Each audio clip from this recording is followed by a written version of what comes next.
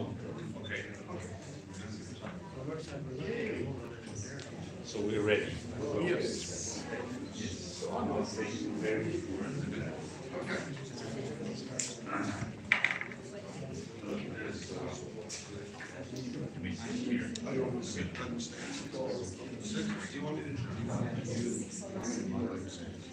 No. Yeah. There are microphones. You don't know. Yeah. Okay, good evening everybody. Welcome to this important panel. As you know, it's very timely on various accounts. First and foremost, because of the very recent kind of phone call. And then my colleagues will explain why kind of phone call between Putin and Trump. Apparently Trump was kept waiting for a long time, like he were an intruder, which he is probably. Anyway, the purpose of this panel in the first place is to speak about two books. Do you have a copy of yours to show? Because mine is over there. The two books, as you know from the invite, are, thank you, are Intent to Destroy, which is, they're both pretty recent, published in 2024, this one, and this was 25. This is 25, right away. So Intent to Destroy is already a title which leaves little room for ambivalence. Russia's 200-year quest to dominate Ukraine. The author is Eugene Finkel, who is a professor at Johns Hopkins, currently in Bologna.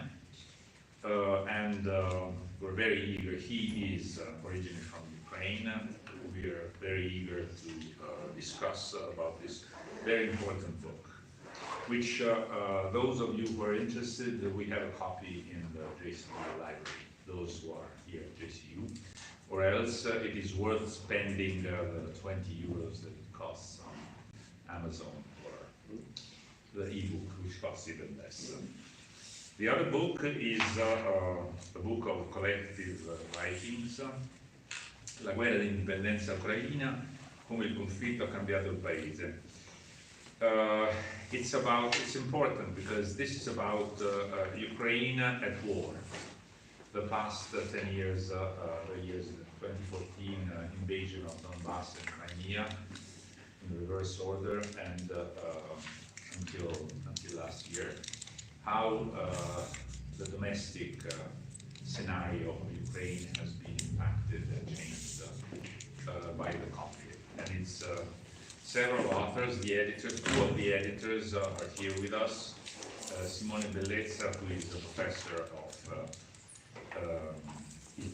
European Studies and History at Università del Piemonte Orientale, and Marco Puleri, who has an interesting career, who was trained as a literary scholar, specialized in Ukrainian literature, and then he went on to teach international relations. An interesting transformation.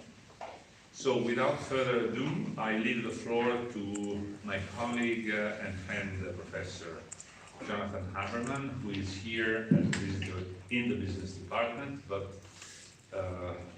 kindly the business department has lent him to us for this panel, so I leave the floor to him. Thank you very much. Thank you very much, and thank you for allowing me to come and talk with you today. I remarked earlier when I actually I'm sorry, there's a constant complaint that people cannot hear in this room. A constant complaint with my Philadelphia accent. Okay.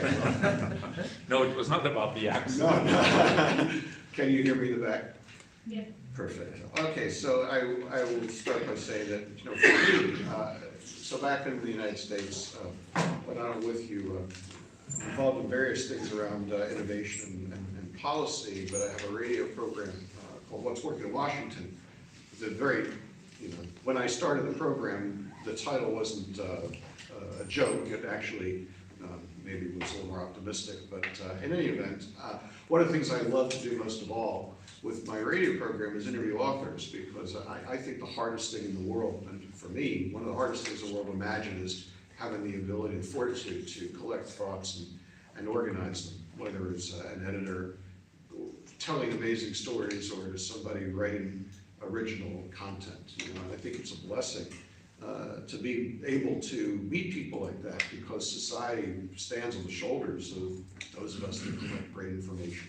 So there are a few topics that's important, I think, in the world today than what's happened in the Ukraine, and as a result, when I was asked if I'd be willing to participate, I had the opportunity to be with you, and I jumped at it. So what we're going to do is we're going to spend a few moments having each of the authors highlight a bit of what they've written. I have some questions that I prepared. So we'll do a little bit first with Eugene about his book, and then with Simone and Marco on theirs. And there'll be some commonalities, some of the questions. I've encouraged them to also chime in. I don't know about you, but these panels where everybody stiffly speaks one after the other, it's like birds on a wire. It gets kind of a bit boring. So the more that we can make this interactive, the better.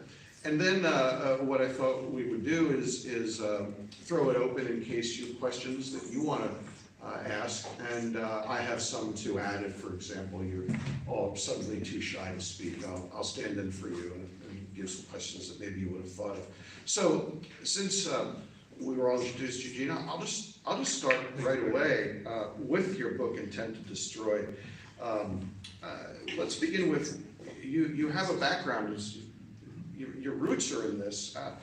How did this cause you to gravitate towards this particular research area? And, you know, I have to ask the obvious question they always ask, why did you write this book? Okay, so, hear me in the back? Yeah, move the microphone. Okay. Yes, please. Thanks. So actually, how did I come to write this book? Well, there is, you know, the standard academic intellectual story, and there is a very unusual personal story. And the intellectual story is rather simple. You know, I have been studying the region and violence in the region for almost 20 years now. I mean, not the current war, but you know, earlier wars. So my previous books were on the 19th century violence in the Russian Empire, then the Holocaust, and then I also have done quite a lot of research on contemporary Russia and Ukraine. But at some point around 2017, 2018, I decided that I'm done with it.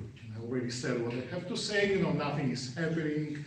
Like Russia is not changing, getting worse by the day.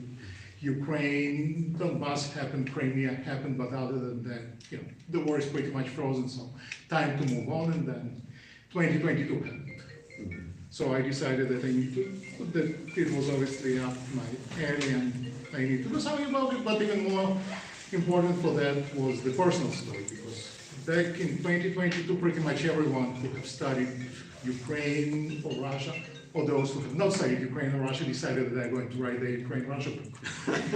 And right now there is a lot of those, but you know, so I decided, well, I thought maybe I should pass on, you know, maybe it's not the time for me to write something, but then a personal story happened. And then the personal story is quite unusual. So I now teach at the Johns Hopkins campus in Bologna. Up until a couple of years ago, I taught at Johns Hopkins SAIS in Washington, D.C., and I had a student there in 2018, 2019, SAIS, if you know the DC policy schools, it's a place for people with interesting and unusual backgrounds, who speak with different and unusual accents and have different stories. So I had a student from Brazil who studied in Ireland, was of German descent, so he took a couple of classes with me, graduated, asked me for a reference letter to work at the International Criminal Court.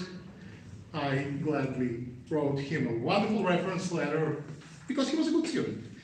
He got a job, and then I haven't heard from him for a while. Then, fast forward to June 2022, the war is happening. I'm talking about the war literally daily, and then I go, it's the last day of classes, I go back to my office, and then I get an email from a colleague back in DC. You should expect a story running on the BBC in a couple of hours that a former student of ours got exposed as a Russian intelligence officer working underground. And I look at the name and the world goes blank around him. So, you know, the combination, I mean, you know, if you know this, you know that spies go to schools there all the time. You know, had it been a Chinese student and an industrial espionage, I would just say, well, you know, happens. But the combination of, you know, 2022, a Russian student, my reference letter, and the job at the ICC that just started investigating Russian violence in Ukraine, I decided, you know, just a bit too much, so that's my way to fight back. And that's what I did. Well, as you pointed out, and as I read in your book, it was not only that it was a former student, it was that it was the foresight. This was 2020, right. So it was not. So your conclusion, I think, was that Putin had been planning the invasion for quite some time, and this was an anticipation of that. Well, you know, I'm not sure if that were planning the invasion as early. I wrote, so he took, you know, so I wrote him a letter in 2020, you know, he got into size 2018, but they were certainly thinking back then that they need someone at the ICC to get, you know, to be there. For what? I have no idea, but, you know, they were probably thinking about something. You know, whether, you know, when they decided to invade, I don't know. But yeah, for me, it's an indicator that it was long in the making. And so you identified a number of times so far 2022 as being a date of a time of particular significance. So what is it about because we have been talking about the Ukraine since, I guess, well, a long time, but certainly since 2014 and Crimea. So what is it about 2022 that makes it a very bright line event to you? Right. So obviously we won't know for sure until, you know, Russian archives are open, if they ever gets to be opened up. But I think what happened in 2022 is just a combination of several factors. Russian domestic, and more specifically Putin getting older by the day, and start thinking very seriously about his legacy and, you know, what he will be remembered for. And ruling Russia for 25 or 30 years isn't that, because many people have done so. So he needs something big, you know, before he goes out. Certainly his isolation during COVID, where he spends quite a lot of time reading history books, and from what we understand, pretty crappy history books, because he summarized many of those history books in his article on the historical unity of Russians and Ukrainians, which he apparently wrote himself. So he's thinking quite a lot in that direction. He thinks that the West is extremely weak, and for good reasons. You know, that's, well, of course there is COVID, there is Brexit, there is, you know, US withdrawal from Afghanistan, there are going to be elections in Germany, and Merkel is going to be out. So it's a moment of opportunity for him to do something. And also, he probably realizes that Ukraine is gone in terms of Russian ability to control it. That there was an opportunity to do it peacefully, but with Ukraine moving more and more towards the West, or cutting off connections with Russia, that's either now or never, and the now needs to be done by force because non-violent options are no longer working. You talk about the mythology, the way he took a lot of historical facts and came up with almost a funhouse mirror view of the relationship between Russia and Ukraine.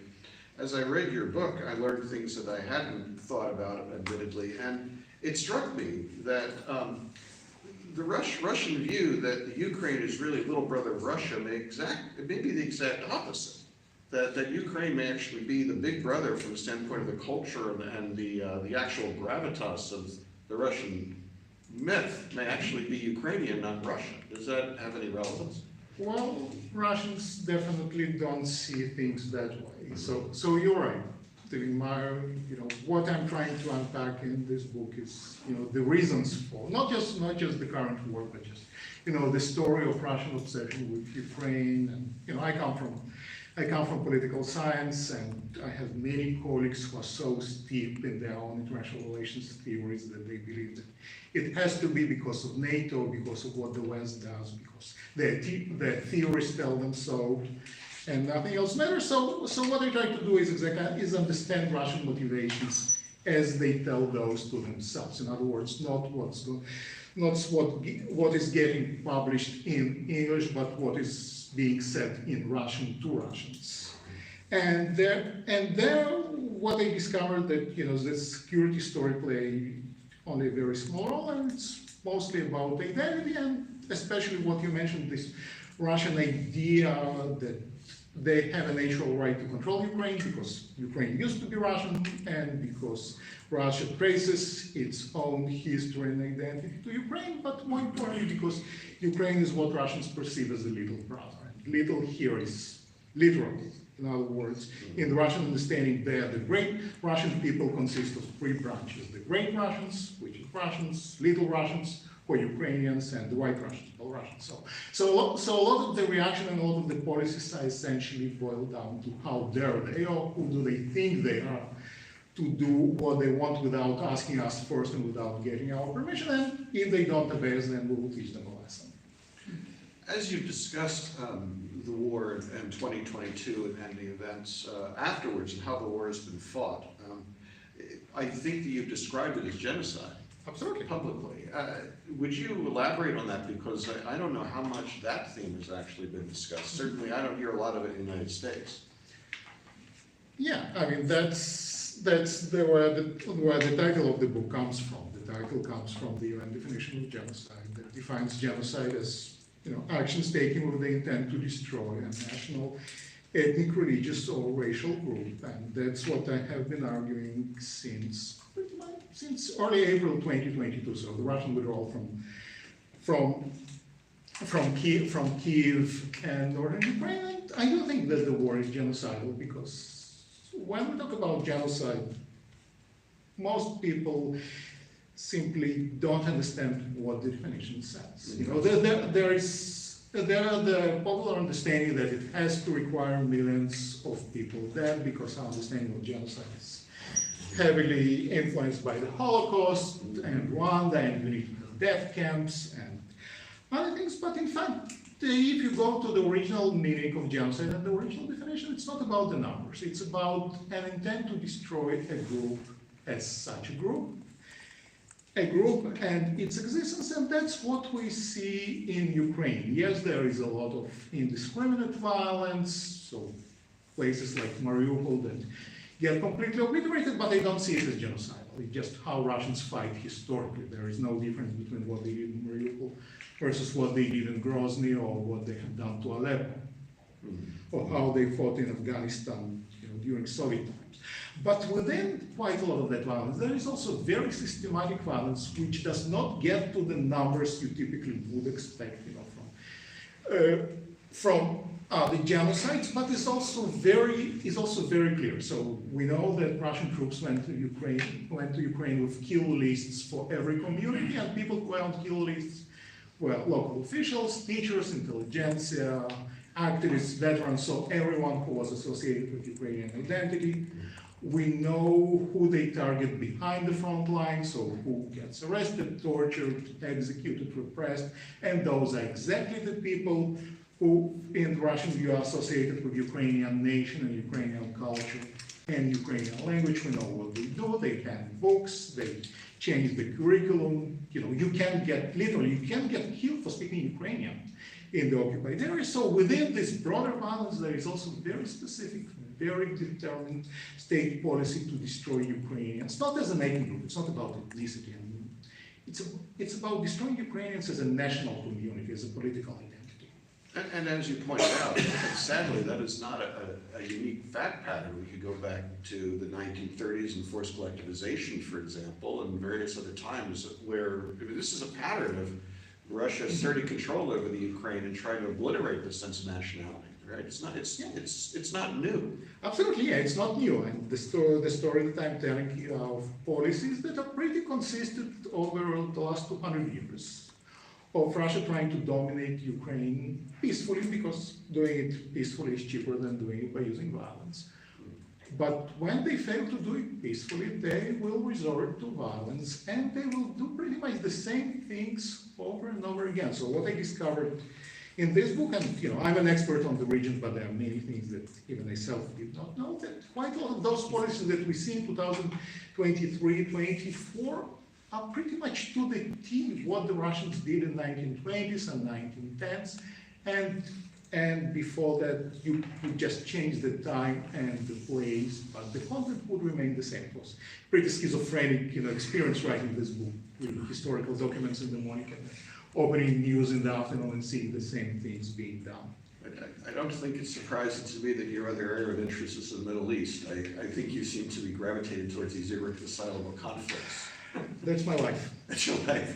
Maybe I should give you a hug. But, I mean, I appreciate it. It is, but people, we all need to wade into these issues and discuss them, right? So otherwise, they don't ever change. I have one more question to ask you before I bring Simone and Marco. You've been very patient. Thank you. As you look at this situation, and as you pointed out, there were moments when the USSR broke up where the United States actually intervened, to discourage Ukraine from keeping nuclear weapons, from asserting its nationality. The United States has been on both sides of this issue in some ways. The hands are far from clean. As you look at the situation, which is worse for the world order? The war continues or the war ends? We could say pass. Yes. We can move on. That's actually a serious question. So I think what's the best for the whole world order is war ending with ideally Ukrainian victory, or at the very minimum Ukraine not losing. I don't think we're getting there. So no matter what happens, it will be bad for the world order. For us in Europe and for us back in the States or anywhere else, and especially for people in Ukraine, of course.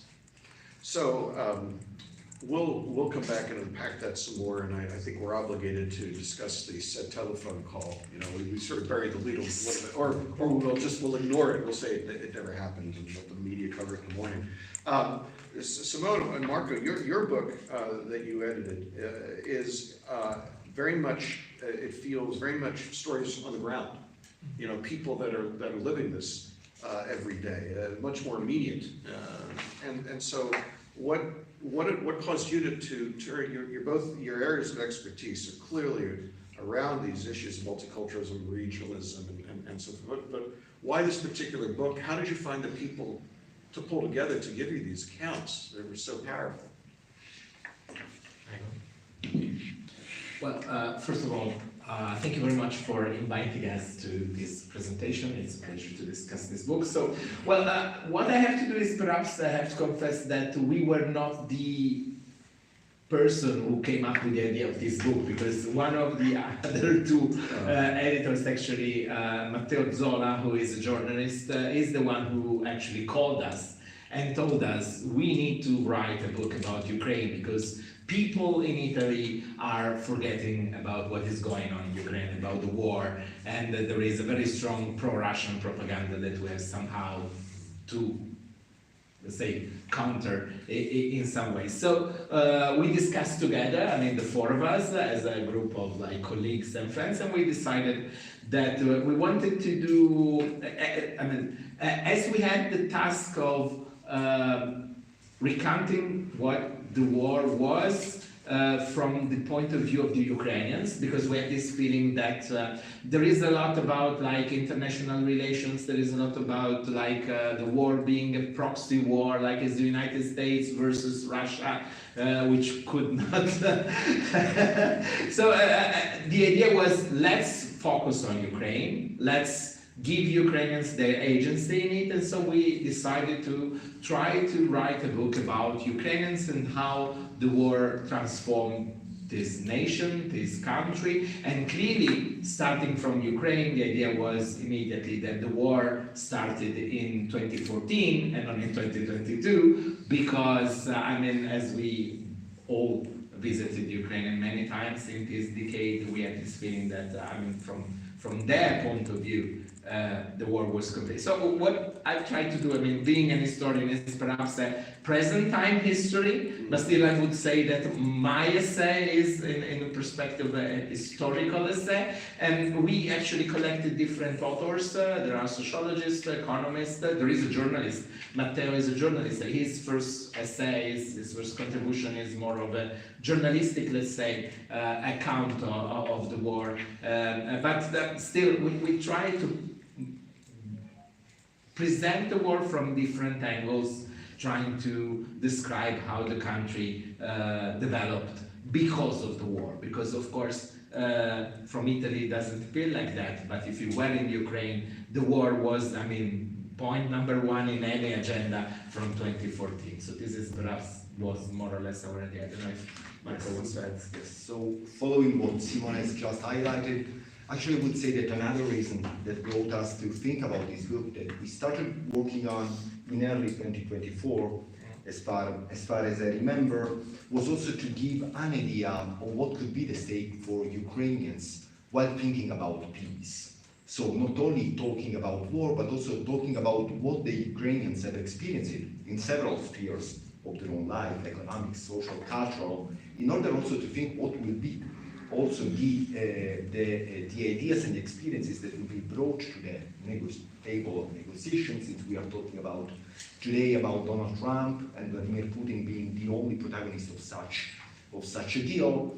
Also, Ukrainians will have also a lot to deal with as for these negotiations in order to imagine a post-war Ukraine. And in order to do so, we thought that gathering together scholars working in different spheres and realms, so in the economic sphere in a sense, in the political sphere of Ukraine, so political scientists, pure political scientists, as for myself, as for what Federigo Argentieri has said, having a kind of background in literary and cultural studies also let me understand this war as a cultural war. So what it means for Ukrainians today to fight a cultural war. I guess we tried also to impact on the Italian public debate, because we understood that in a sense we perceived that something was going to change in a few months. The book was actually closed in December 2024, was eventually published in January, and so we perceived that it was very truly needed also to provide some food for thought in order to imagine peace from the Ukrainian perspective.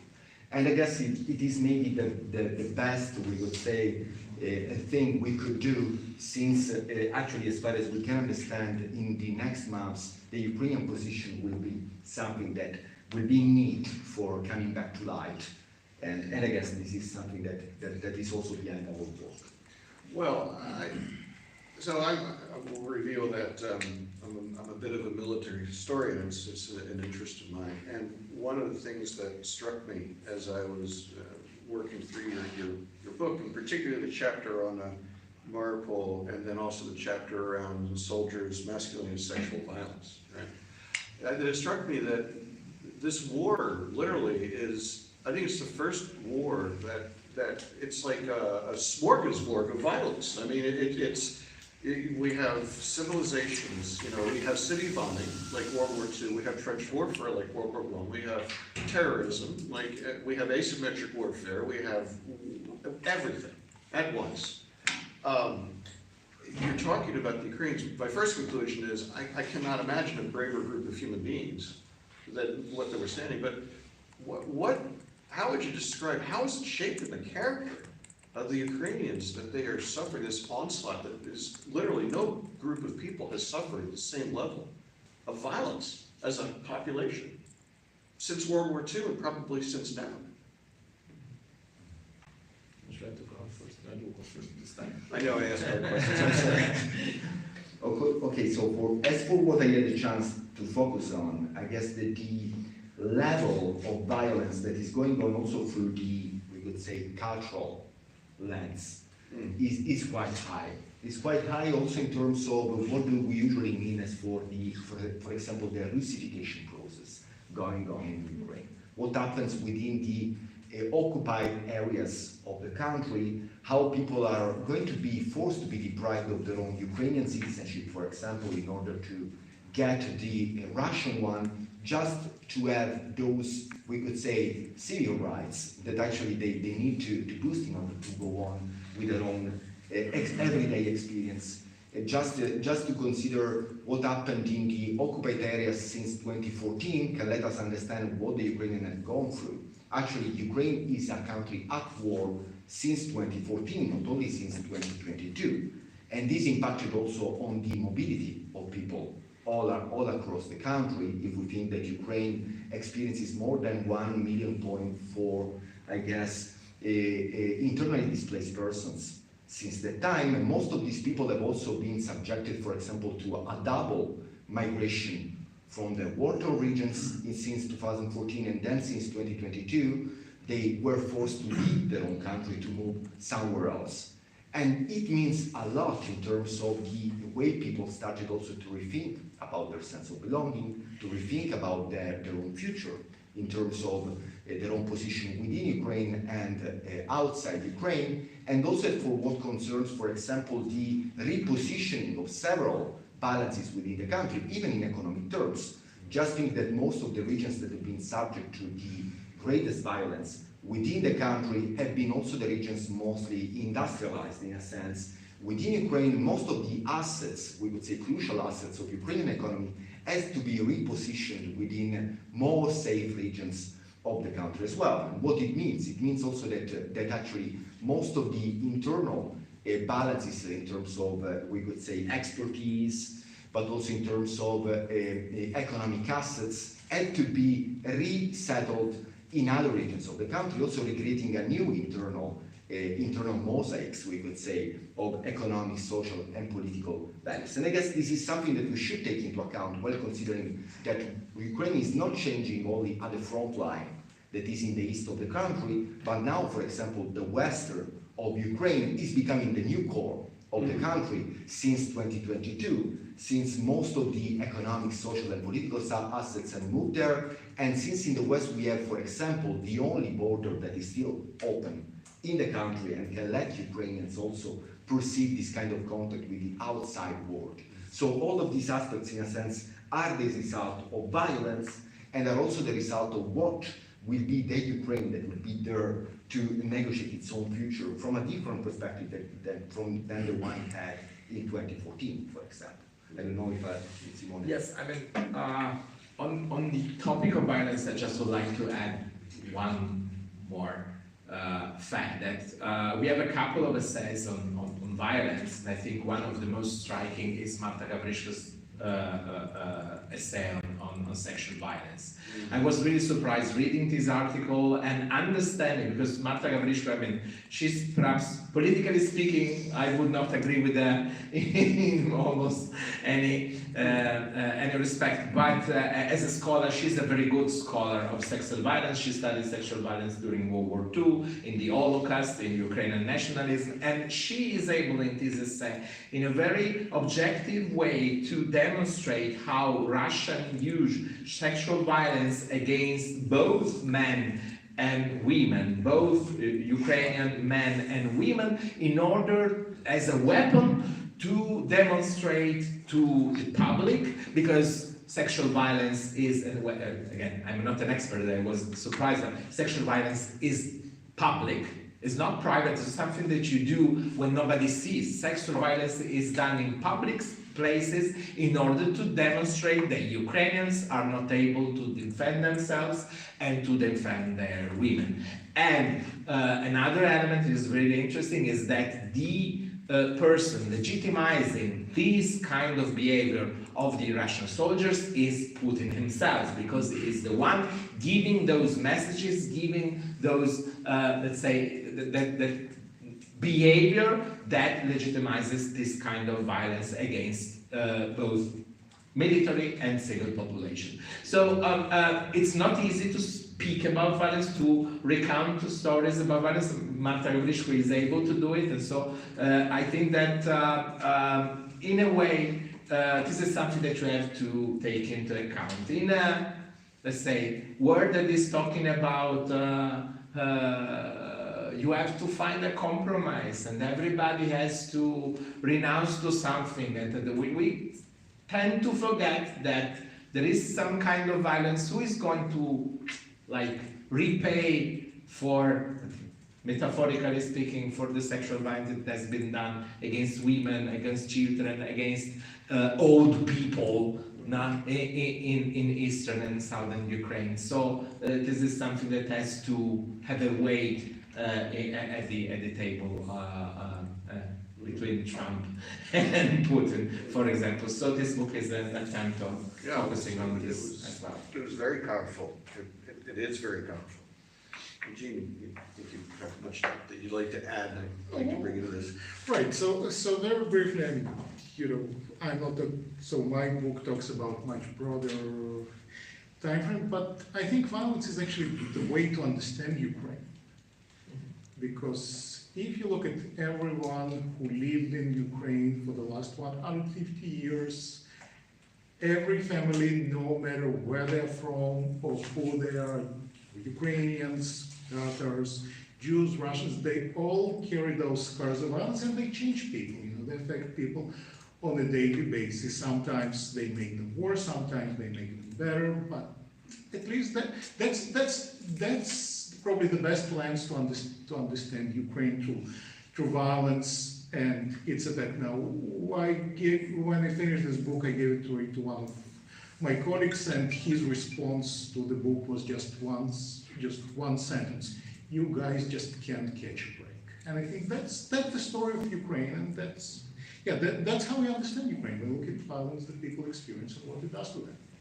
May I add just something? Because yes, that's true, but I would also add that, I mean, many essays in our books also deals with what, let's say, positive changes have been in Ukraine during the last decade. Because, I mean, it is true, violence is surely a part of Ukrainian history. You cannot say anything about it. But still, for example, I mean, I wrote an essay about the movement, the LGBT plus right movements, and I did it because I know some people involved in it and I was interested, but still, the reason I decided to talk about this topic is because it is an example of the democratization process that Ukraine has been going through even during the war.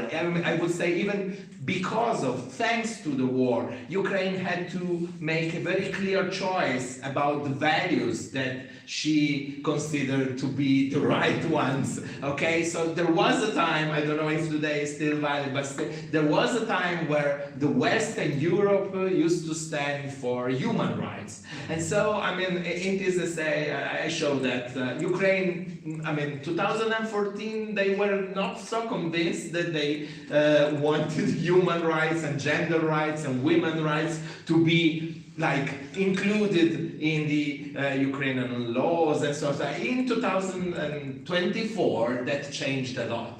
I mean, that throughout this decade, there have been political choices, and Ukraine has decided a political model. So, I mean, yes, there is violence, but there is also something good that came out of the war. It may be like, I don't know, perhaps it, despite the war or because of the war, but still one has to take that into account as well, not just the negative part, but the positive part, and the reforms in economics or in politics. I mean, they are also in the book there about this, about the positive, the silver lining of the war. I don't know. It's interesting to me that we touched on the way the country is consolidating towards the western side, right, which has traditionally been the part that's been more plugged into Central Europe, right? And now we're talking about elevating what I would call liberal social democratic values at a moment in time when we have the possibility the United States is moving in a very different direction policy-wise. I mean, what do we make of this? And does this make Ukraine more important, and does it make it more of a bellwether? I mean, it was already a crossroads. One or more of you, I think you've all made the point that Ukraine's not just about Ukraine or about Russia and Ukraine. Ukraine is actually the tinderbox for a lot of international mayhem, to use a highly technical term. So what are we to make of this? Do we have more of an obligation to be responsible to the Ukrainians now than maybe we had a month ago or a year ago? Do you feel angry, more engaged? Or? Okay, so let's try to answer this point, because I guess that's a quite crucial point in terms of the dynamics, we would say, of international relations, but also the nature of political regimes in Europe and Eurasia. I guess that what is happening in Ukraine and the results of this war will be of crucial importance also for other political regimes all around Eurasia. That's something that actually has been already quite clear even before 2022. I would say what happened in Belarus in 2020, what happened in Kazakhstan in 2021, what is still happening these days in Georgia in the aftermath of the election that had taken place in 2024, the destiny of these political regimes that are desperately trying the democratic way, with all the faults and we could say and the mistakes committed by their own political elite and the attempt also of their own civil societies to impact on the way they could have been reshaped, is at stake when talking about the war in Ukraine. Because actually, usually we have come to this kind of definition of this war going on between an authoritarian regime and a full-fledged democracy, actually as being also scholars working on the case of Ukraine. We know that Ukraine is not, we would say, a perfect democracy, but is a democracy in the making, is still a democracy in the making, even in times of war. We usually tend to forget that this war in 2014 arose as a result of a revolution, Euromaidan revolution, that was something, an attempt also to reshape the terms of the political game in Ukraine. And then all the reforms that came to be set after this revolution took place in times of war. So imagine how a country experiencing wars had also to experience a long set of reforms impacting on the economic, political, and social life of such a country. On the other hand, while looking at the way the other countries and political and public debates looked at Ukraine in times of war, the perception of Europeanization as being a process taking place through war impacted on their own political debates in local terms. Paradoxically, actually the political campaign in Georgia ran along these lines. Do you want war? Let's follow the path taken by Ukraine. Do you want peace? Just keep the things as they are. So the results of such a war, in a sense, will impact also on the lead that will be, in a sense, offered, that will be showed to other countries looking at the way internal politics and domestic politics should be taken. And that's why that's also a war about democracy. And of course, this impact regards not only, we could say, Eurasian post-Soviet regimes, but also the West itself. And that's something that we are looking at in our case, and I guess it doesn't need any explanation when talking about Trump and Putin talking nowadays about the future balance of powers in the post-war dynamics. I don't know if you would like to add something. Okay. Why not? Yeah, why not? Yeah. I suspect you can. Yeah, I will bite. Yes, Okay. thank you. Why Okay. not? Right. So historically, if you look at not just Ukraine as a state, but Ukrainian national movement, they're a step behind the global trend or the European trend.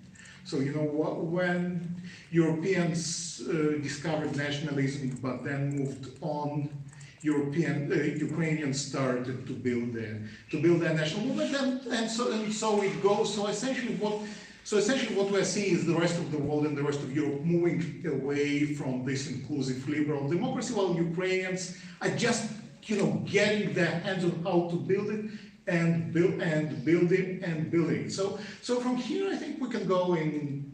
They can follow the trend and become less liberal, less inclusive, more xenophobic as the rest of the world are, or we can just help them if we care about those things, those in the West of Europe, to remain inclusive and democratic, because that's what they're trying to do, despite the violence, and in part because of violence, because we care about those things and just hope that we in the West get our act together and get back to our senses and return to those things. But for now, I think that's the I would say it's the hope of democracy. But they try to show us how it's done despite the violence and despite all those problems. problems. And if we care about democracy, we should learn from them. I agree with that.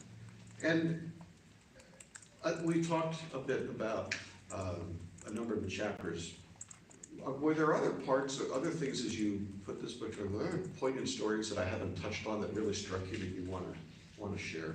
You know, things that really struck you as you were editing the book. And you thought, wow, that really got my attention. I'm sort of like asking a parent for their favorite child. I apologize for that. No.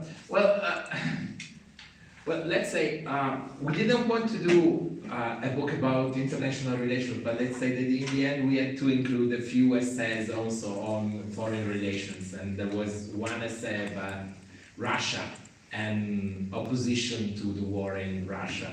And I mean, I wouldn't say that it surprised me too much, but still, I mean, reading about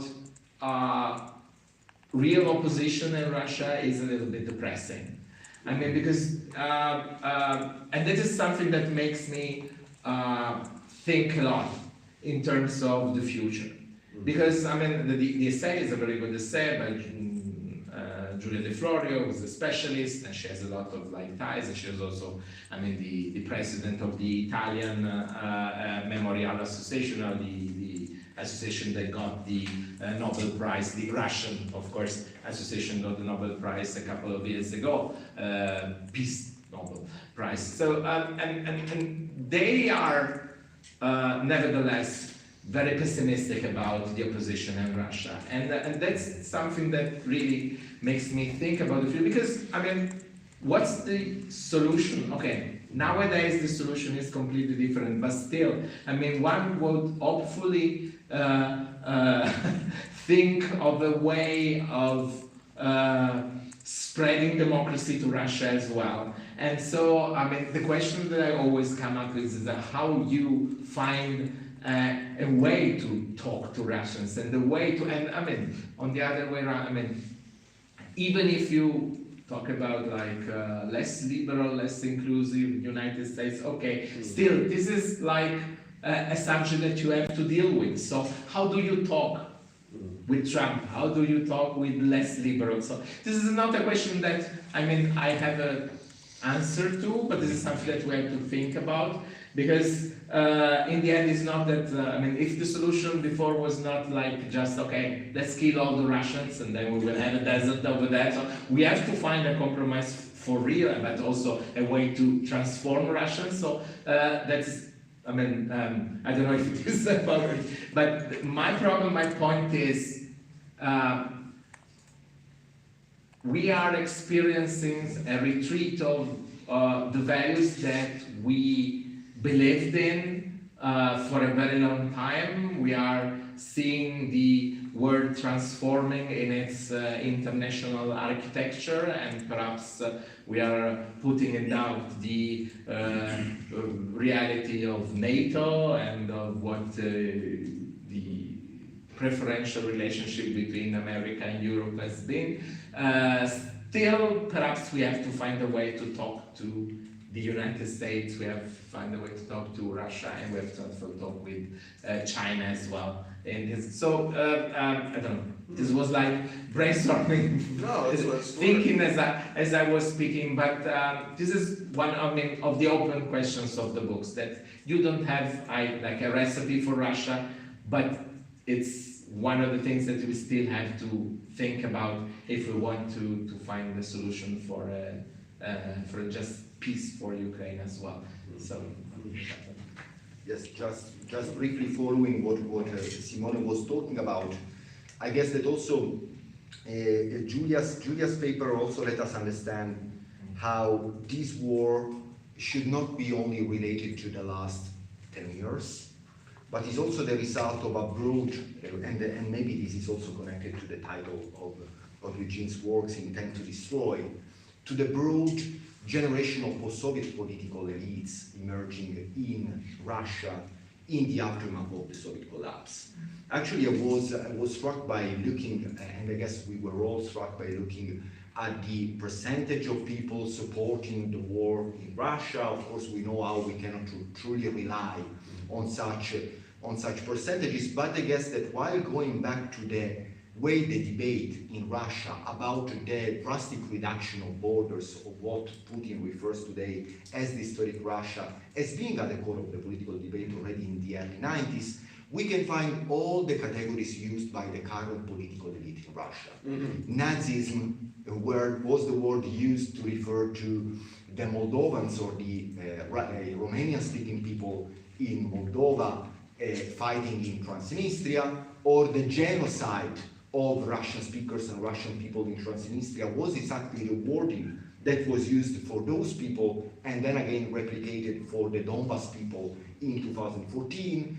The need for determining the self-determination of locals in these frozen conflicts in Transnistria, in South Ossetia, in Abkhazia, was again replicated in the case of Ukraine. But what changed the most is that this realignment of political elites within Russia is something that we usually tend to overlook, is very crucial. Such, we could say, slogans or such paradigms were used by peripheral, we would say, actors in the political arena of Russia, and now became part of the repertoire of the mainstream elite of Russia.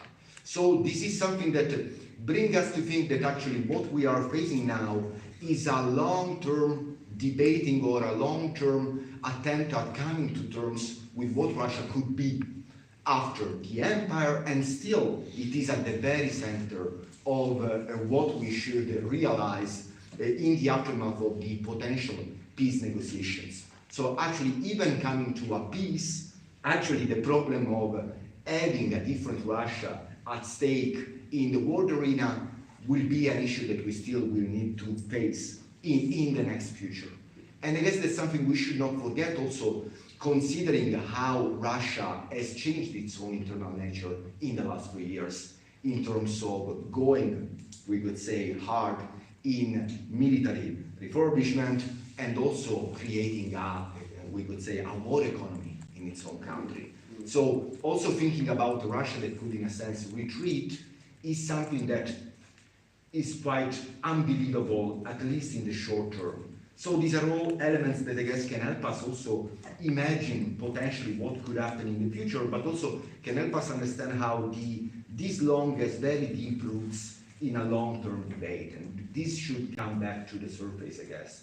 You know, I was an exchange student for a time in the Soviet Union back in the early 80s, and even then, when I was talking with colleagues and experiencing some, not long in Moscow and Leningrad, the shadow of World War II, it was much more profound. I was living in England at the time, and the English, World War II and the sacrifices, everybody always wants to talk about World War II and the Spitfires and Battle of Britain. It's still part of the national culture, but the death, the trauma, and admittedly, a lot of it may have been Stalin's collectivization and everything else, but the trauma and the mythology around World War II, I don't think you can really understand and appreciate the Russian psyche without, I don't know if they ever really worked through the war trauma.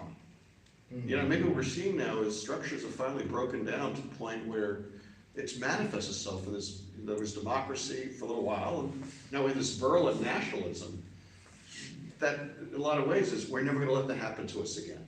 And what do you, Eugene, this is your area of expertise as well. Am I off base? Right, so I don't think they're working through, war trauma, even though war trauma is absolutely there. I think they're working through imperial trauma, or the trauma of losing an empire, and they still haven't figured out how to deal with it. So there was, he's still alive, a British historian, Jack Fosking, once said, so he has this wonderful phrase that the difference between Russia and Britain is that Britain used to have an empire, but Russia was an empire. So when Britain lost its empire, it just remained Britain and moved on. But Russia hasn't figured out what to do without its empire, and we still see, the war is an attempt to recreate this empire in some shape or form. So they absolutely haven't worked through those traumas, and those imperial ambitions and this imperial way of thinking is still there. That's what probably put it in trouble by talking about, not in those terms, but the underlying motivation, like the perception that they can just, rule the world and divide it and decide what to do about other countries. It's a very imperial, approach that Russians still have. So before we came on microphone, I remarked to Eugene that one of the things that struck me when I was reading his book was there is a discussion of the arbitrariness in the view of the Russians and the borders between the Ukraine and Russia. And I read this morning that President Trump described the border between Canada and the United States as being just a line drawn. It had artificiality, and I'm not going to lie, it scared me a lot. I mean, it actually resonated. And so is that kind of what you imagine? They see this as the king, Spain and Portugal divided the world. Yeah. That's an imperial approach to world politics, absolutely. And on that note, no, but it's really an interesting moment, isn't it? Because if you look away for moments like this, then the moments, they happen anyway, and you can't actually do anything, move on from them. So we have to look at moments like this hard as they are to look at. I wanted to give you an opportunity to, if you have some questions for the panel, I would welcome that now. I've got a few more, as I say, but we have time for both. Anybody have any questions you'd like to ask? Please, sir. Yes, I understand that Russia is all about Russification. Its quest for power abroad is the attempt to Russify the world. Is there some substance to it, or am I just dreaming? You probably are in some sense, but not by far. So what do you mean by Russification? Is probably different. Well, I was talking once to a Bulgarian, and he was so happy to say that Russians don't want nothing. They just want you to learn Russian, and then they respect your culture. I said, what the heck?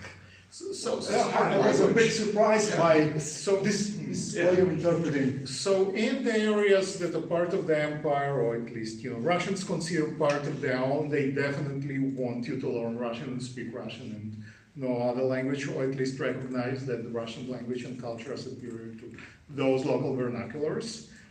Outside their zone, they want Russia to be respected, meaning feared.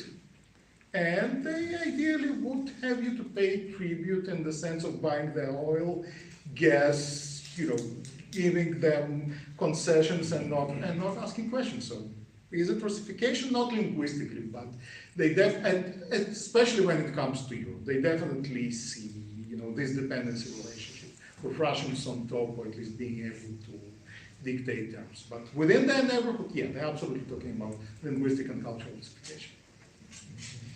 I would also ask that perhaps there is like a worthwhile attention to Russians by Moscow. I mean, what's the sense when you have, like, you heard in the news that a Russian journalist who lives already 20 years in San Francisco has been convicted? So what's the meaning for that conviction? Is the idea of saying, if you are Russian, if you are considered Russian by the Russian state, so Russia has a jurisdiction over you, even if you are living outside the borders of Russia. And this is surely one of the, let's say, discourse, part of the rhetoric of Putin's Russia in the last few years, that the famous Rусский мир, this idea that there is like a wider network unifying all Russians worldwide, is also one of the means of propaganda that Putin has been using. So that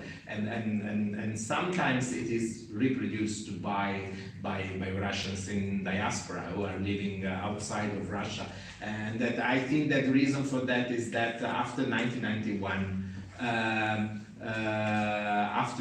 Overnight, millions of Russians found themselves living outside the borders of the Russian state that just born at the end of 1991. And so that was a sort of a cultural shock. And so this is perhaps a reaction of that shock, of people finding themselves in like 24 hours in foreign countries.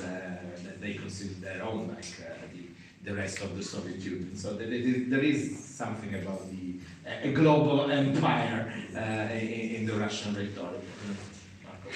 Yeah, no, I guess that's a very crucial issue. Actually, Russia came to the definition of its own identity as being the one of a so-called state civilization. So also this idea that the borders of the Russian Federation do not describe, we would say, the national interest, we would say, of Russian policymaking.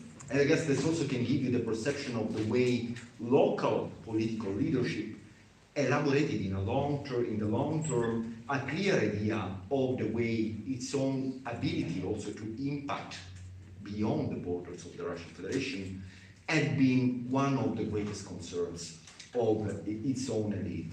Just to give you a perception of how the issue matters a lot in the minds of Russian political actors, just consider the way Ukrainian identity has been described as an anti-Russian identity in times of war, and Nazism and the Nazi regime in Kiev is described as such because it is anti-Russian. So in a sense, as it happened, we could say, in Soviet times, actually the collaboration of the Ukrainian nationalist elite going against the Russians is taken again as an example in order to frame this kind of rhetoric. What does it mean? It means that the Russian state still wants to, in a sense, be the only one to implement a model of Russian identity, a model of Russian culture that can, in a sense, supersede any and overcome any attempt from below of other people, of the so-called 25 million ethnic Russians residing beyond the borders of the Russian Federation in the aftermath of the collapse of the Soviet Union, in order to have also we could say, a voice in the affairs of other states where actually Russian politics should not have anything to deal with. And this is something that became gradually important in the narrative of Russian political actors already in the 90s, where several, we would say, policies try to address such an issue. In Russia, we even have a definition of the so-called compatriots as being a kind of legal category identifying people having something to do with Russia in ethnic, cultural, language, or even in their own spiritual predisposition. That's what is legally defined in these policies, in order to try to impact on the way the other countries that belong to the so-called historic Russia, or even the near abroad, another term that came to be quite popular in the political debate in Russia, and to impact on their own destiny. Just consider that, for example, I was always impressed by what happened in the 21st of February 2022. So 3 days before the start of the war, of the full-scale invasion in Ukraine, we had a special meeting of the Security Council of the Russian Federation, where most of the major elites of the country came to, we could say, have some declarations on the need for sustaining the independence of the Donetsk and Lugansk People's Republic. This was the first step before the start of the war. And it was interesting to listen to the voice of Dmitry Medvedev, so the former president of the Russian Federation in 2008, at the time of the war in Georgia, as far as you will remember in August 2008, who stated the following. In 2014, we intervened in order to prevent a potential genocide of Russian speakers. What we are doing now in 2022 is to prevent the killing of Russian citizens. This means that Russia, according to this global set of policies and rules, was able, in between 2014 and 2022, to provide local residents in the Donbas region with Russian passports. So making out of Russian speakers and ethnic Russians living abroad, full-fledged Russian citizens, and so acting according to the international law, defending its own citizens living abroad. So this can give you the perspective of how we have cultural grounds, a concrete political outlook, and then policy making, then impact on the destiny of these regions from the inside. I hope that I more or less could give you some insights of that. Yes, sir. Now, this is an extremely complex situation, and there's a lot of history to understand. But given that I don't sense there's a genuine will on the part of anybody right now reach some kind of peace accord, let alone maybe a meaningful ceasefire. Because there are different agendas, and we haven't reached a low point where everybody is totally exhausted and they're willing to agree to a peace accord or a ceasefire. I don't think we're there yet, unfortunately. So what do you think are the chances that all this talk right now in this machoism between Putin and Trump, with Zelensky caught in between, what are the chances of a meaningful ceasefire in the near future? Come on, I'll throw myself a grenade first since I don't have an informed opinion. Well, I mean, if I have to be completely honest, I do not think that there is space for a real ceasefire. A ceasefire as a period when both sides are rearming and reorganizing for a future war, okay. But I mean, let's have a look at reality. Let's look at what Russians have been publishing in Russian, but perhaps you don't read Russian. But I mean, you can find a lot of translations into English or Italian. Let's have a look at what Russians at all levels, from elite political level to political science scholars to about the war. They are not thinking of like peace in terms of peace. They are just thinking of, let's take a break, reorganize, and then start again the war to conquer all of Ukraine. So what I'm actually thinking now is that, well, for sure, Russia presents itself as a very strong and powerful country. Actually, we don't really know how Russian economics is doing right now, and it might be that they are now looking for a break from the war because they need it and because they are not so far away from economic breakdown. And so that's when, I mean, people, but this is like a different, like completely different mentality. People who are working for peace, they intervene and then try to do something, okay? And they say, okay, nobody's going to say that this is a border, but still we are like trying to have an agreement so that you push your soldiers further from the border, and then we are building the border with some state, and then which, I mean, that's what, for example, happened with Georgia, that nobody ever recognized that. So what I think about this is you should never recognize officially changes in borders, because otherwise there is not going to be real peace, I think. Because, I mean, otherwise you're just opening the world to the possibility of more wars, conquer wars. And this is regards especially what has been, I mean, doing Russia with Crimea. Because everybody is telling, that when they're talking about Crimea, they say, well, but look at the population. Population in Crimea is mainly Russian, which is absolutely true. The population in Crimea is mainly Russian, but why? And we have a thought about why there are more Russians than Crimean Tatars in Crimea. It's because since Russia conquered Crimea, they did a very specific policy of killing, of making Crimean Tatars go away from Crimea and moving forcibly Russians to Crimea in order to colonize Crimea. So Crimea is, in my opinion, particularly important, because if we are recognizing that that region can become Russia, so we are, let's say, saying to Russia, that's okay with us. This is a policy that you can do. You just kill people, move other Russians in, and then we are going to officially declare that this is a part of your country. So do we want to come to terms with this? This is about like meaningful peace. When we sign an agreement of a peace, what are we agreeing to?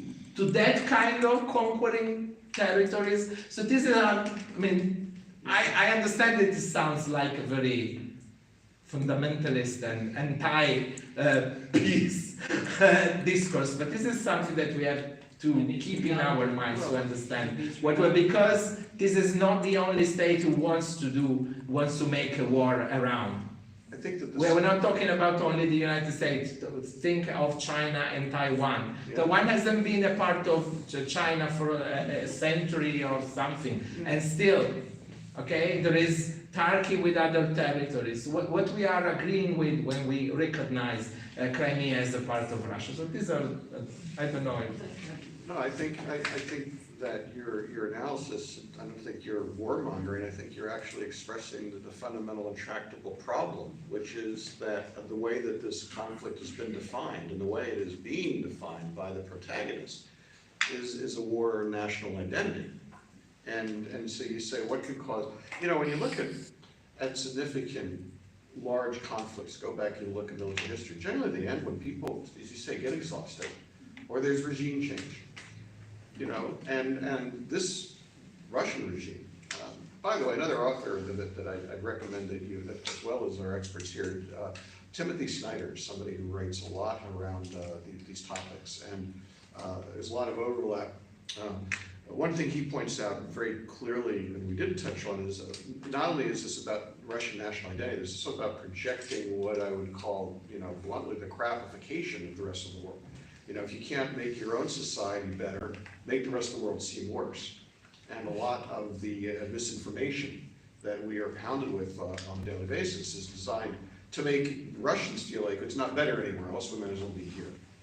And so a lot of this, I think bluntly, a lot of this is really going to depend upon if the United States isn't willing to finance the Ukrainians' continued assertion of their independence, then it will fall to Europe.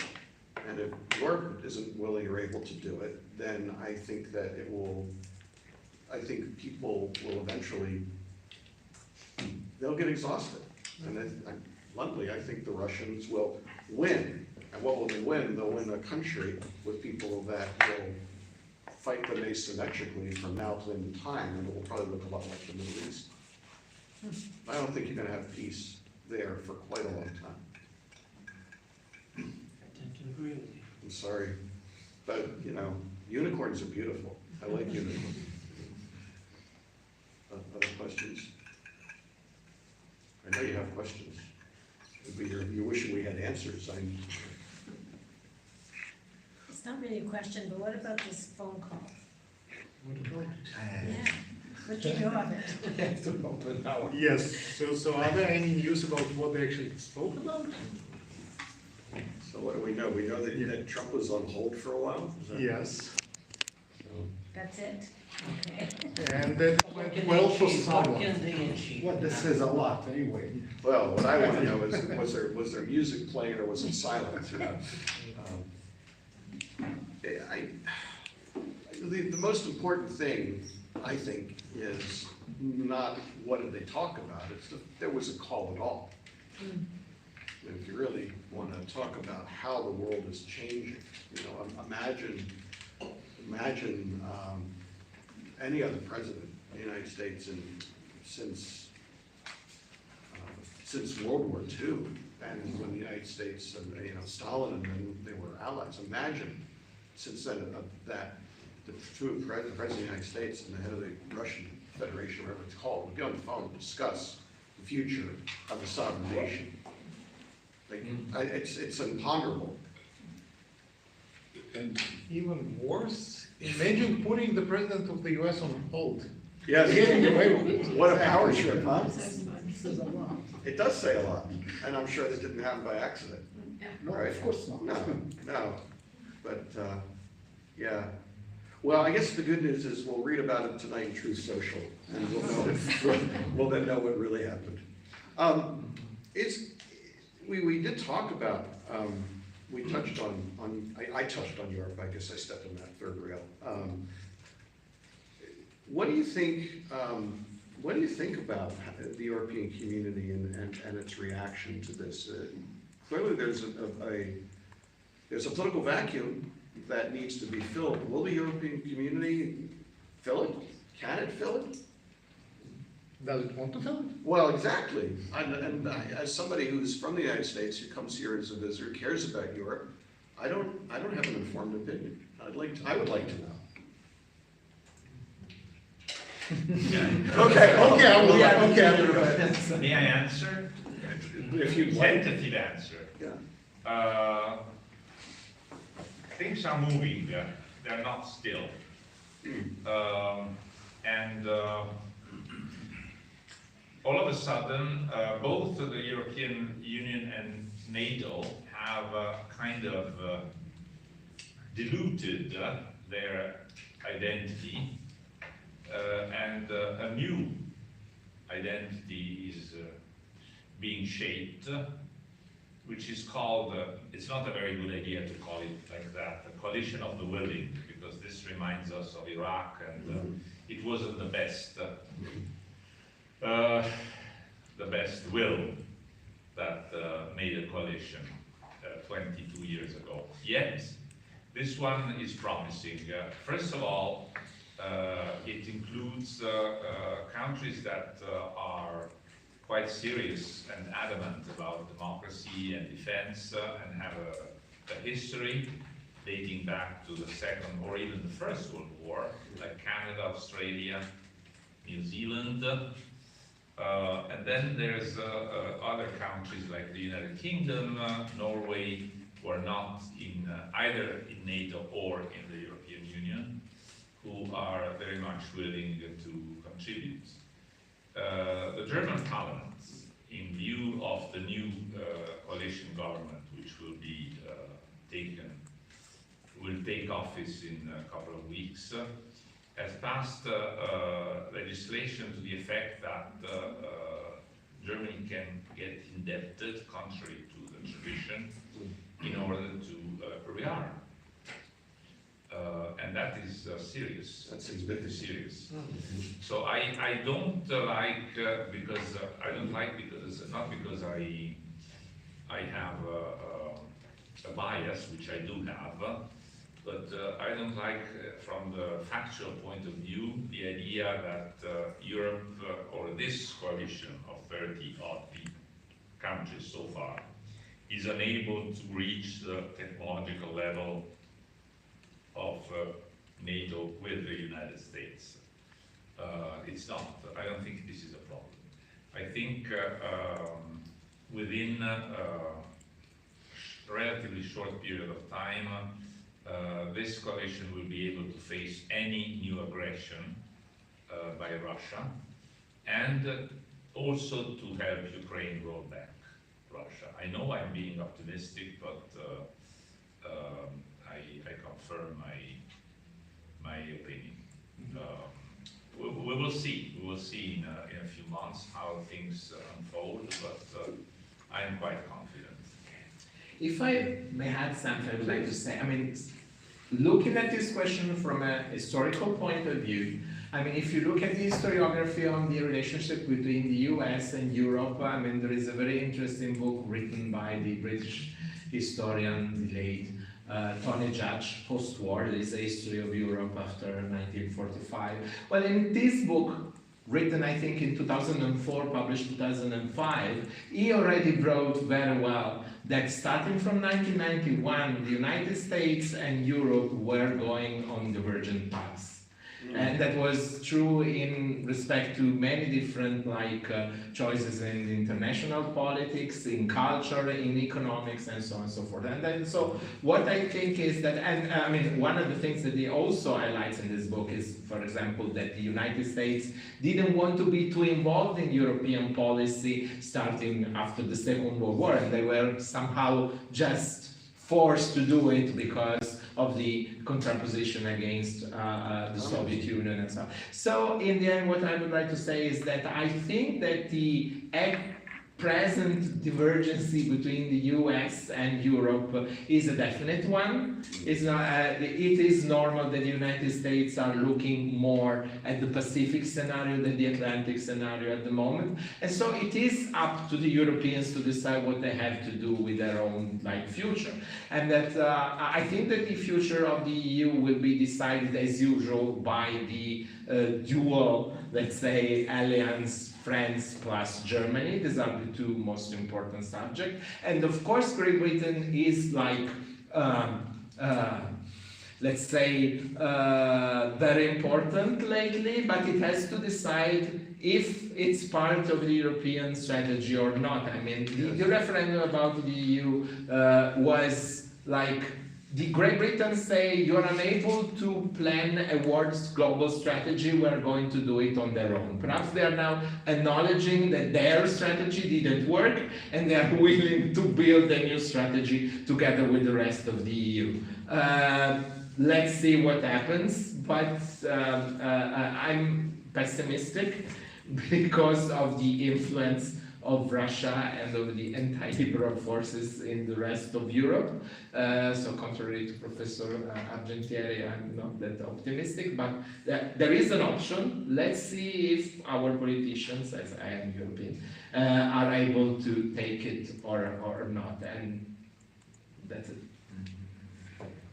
Yes, just to follow what Simone was talking about, I guess that the European countries, and especially the European Union, should play a role in putting an end to this war, especially by proposing or by promoting a kind of future for Ukraine. And rather than talking about these security guarantees that, of course, in a sense, can be provided in the next future by European countries, but in current terms, that's also quite not so realistic to talk about these kind of terms. The security, we could say the peace prospects for Ukraine should definitely include a perspective for European integration. And that's an issue that still is there on the table to be discussed by the leaders of the European countries being part of the European Union. There's still a path that is going to be built and constructed, and I guess that by including such, we could say, a card within the broader, we could say, issue of the peace negotiations, of course also a kind of prospects for making the peace acceptable for the Ukrainians could be something that could lead the way for the creation of a future Europe as well, because having Ukraine in, of course, even Europe will change. If we just think about the kind of expertise Ukrainians are acquiring in these years about making war, I guess that no other European country actually can boost such knowledge and such competencies. So even Ukraine could be the lead in redirecting, we could say, the military expertise within Europe, if we think in these terms. Because on the other hand, Russia and Ukraine are still stuck, we could say, as for what were their own positions before the start of the war, during the full-scale invasion, and even nowadays. Actually, Putin and the Russian leadership went back to the denazification and demilitarization of Ukraine. Right. So these issues were at the center of the debate in February, actually witnessing the delegitimization of Zelensky by the US leaders. We are exactly looking for the potential for the denazification of the country. That is what Putin meant by changing the leadership of Ukraine and putting there a person that could be loyal to Russia.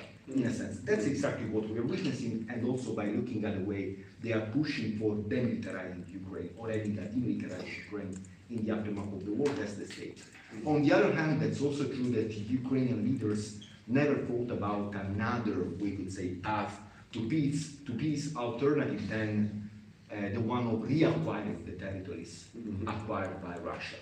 So there is a ceasefire on the table. There is no concrete timeline or timetable for setting a potential peace, because there are, as you said as well, there are no concrete terms the partners should agree.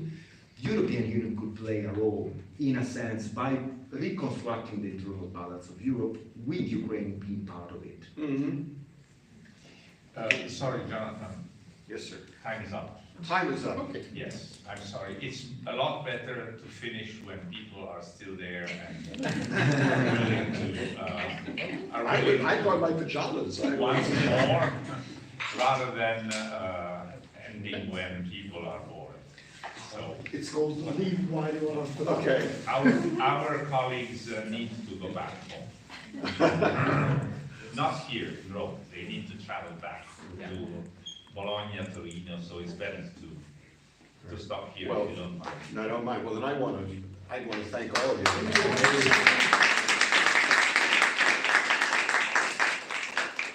And by by the way, if you haven't had enough of politics, next Wednesday, the 26th, we're doing another event where I and some other experts are going to try to explain the first 100 days of the Trump administration. So if you're interested in that, we can provide you with some details. Thank you for your attention tonight. So, there is a result of the poll. Oh, no, it's a big nothing burger. Oh, yeah? It's like here. The real